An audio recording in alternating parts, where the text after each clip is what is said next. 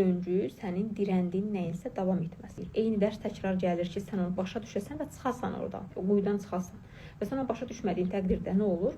Yenə davam edir, yenə davam edir. Və maraqlısı da odur ki, döngü gələndə həyatımızda hər dəfə eyni şəkildə gəlmir. Hər dəfə daha ağırlaşmış forması gəlir. Yəni bu dəfə biz nəysə bir hadisə yaşayırıq, ondan dərs ala bilmirik, döngünü başa düşmürük. Növbəti dəfə yaşadığımız o döngünün sanki dozası biraz daha artıq olur. Daha çox bizi belə yerə vurur, belə deyək. Ta ki biz o dərsi alana qədər.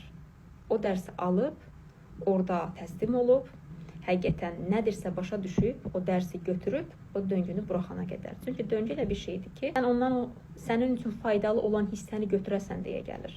Yəni onun səninlə bir qəsdi qərəzliyi yoxdur.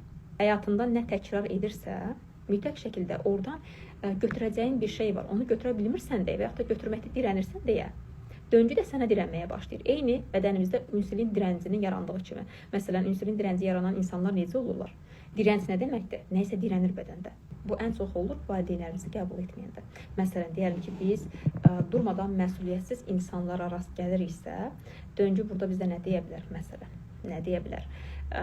Bizim özümüzdə olan məsuliyyətsiz tərəflərimizi birinci görmək, daha sonra orada hansı dərslər var ki, onları götürmək, bu iki şeyi anladığımız təqdirdə döngü yavaş-yavaş bizi buraxmağa başlayır.